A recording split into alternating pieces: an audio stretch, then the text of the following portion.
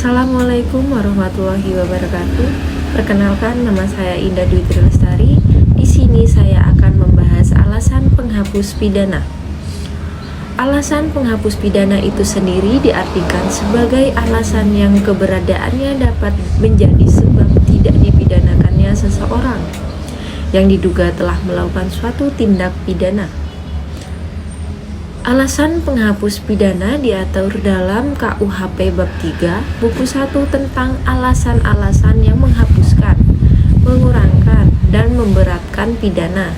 Dalam penjelasan mengenai alasan penghapus pidana, mengemukakan apa yang disebut alasan-alasan tidak dapat dipertanggungjawabkan seseorang atau alasan-alasan tidak dapat dipidanakannya seseorang.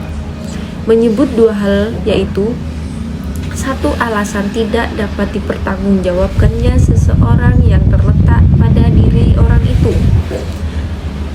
Contohnya, pertumbuhan jiwa yang tidak sempurna atau terganggu karena sakit pada pasal 44. Dua, alasan tidak dapat dipertanggungjawabkannya seseorang yang terletak di luar orang itu.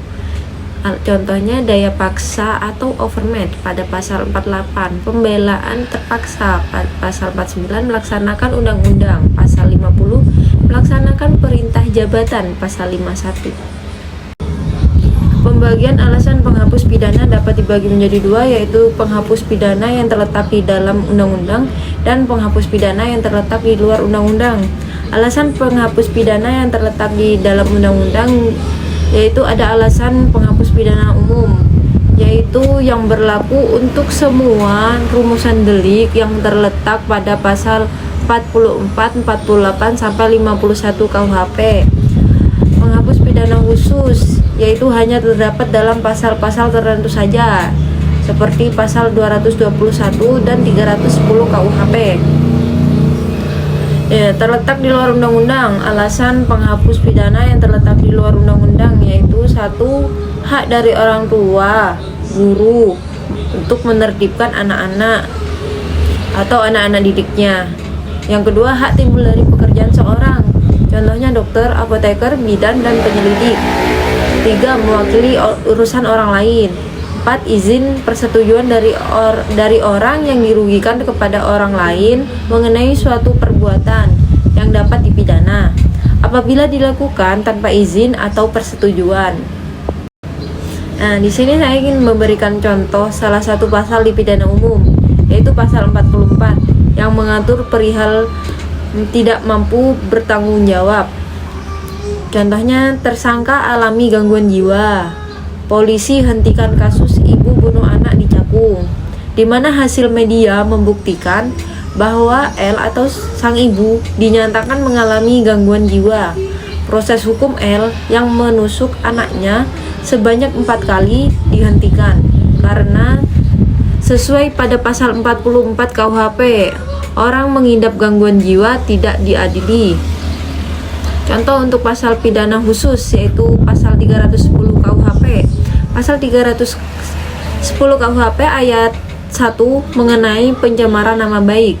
Barang siapa sengaja menyerang kehormatan atau nama baik seorang dengan menuduh suatu hal, yaitu yang dimaksudnya terang supaya hal diketahui umum, diancam karena pencemaran dengan pidana penjara paling lama 9 bulan atau denda paling banyak Rp4.500. Yang kedua, pasal 310 ayat 3 KUHP menuturkan tidak merupakan pencemaran tertulis jika perbuatan dialami demi kepentingan karena terpaksa untuk membela diri. Nah, dari kedua macam alasan penghapus pidana, alasan penghapus pidana dibedakan lagi menjadi 3, yaitu alasan pembenar, alasan pemaaf, dan alasan penghapus penuntutan. Nah, untuk alasan pembenar yaitu alasan yang menghapuskan dan menghilangkan sifat melawan hukum atau suatu perbuatan, sehingga apa yang dilakukan oleh si pembuat lalu menjadi perbuatan yang patut dan benar. Alasan pembenar tersebut telah diatur dalam pasal 49 ayat 1, pasal 50 ayat 1 KUHP. Alasan pembenar ini merupakan alasan penghapus pidana yang terletak pada perbuatan pidana yang dilakukan, yaitu perbuatannya dibenarkan. Nah, untuk alasan pemaaf sendiri yaitu alasan penentu dari alasan pembenar. Alasan ini akan disampaikan oleh kejaksaan atas tindakan pelaku yang sudah dinyatakan dibenarkan. Alasan penghapus penuntutan yaitu keadaan-keadaan tertentu yang dapat menyebabkan seseorang pelaku tindak pidana tidak dapat dituntut oleh jaksa penuntut umum, disebut dengan alasan penghapusan penuntutan atau dasar-dasar yang menghilangkan penuntutan. Dalam hal ini masalahnya bukan pada alasan pembenar atau alasan pemaaf. Untuk kesimpulan dari materi ini yaitu alasan penghapus pidana dibedakan menjadi dua, yaitu alasan penghapus pidana yang terletak di dalam undang-undang, yang dibedakan lagi menjadi penghapusan pidana umum dan penghapusan pidana khusus.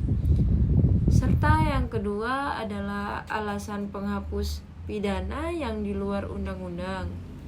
Nah, kedua kelompok alasan penghapus pidana tersebut dibedakan kembali menjadi tiga, yaitu alasan pembenar, alasan pemaaf, dan alasan penghapusan penuntutan.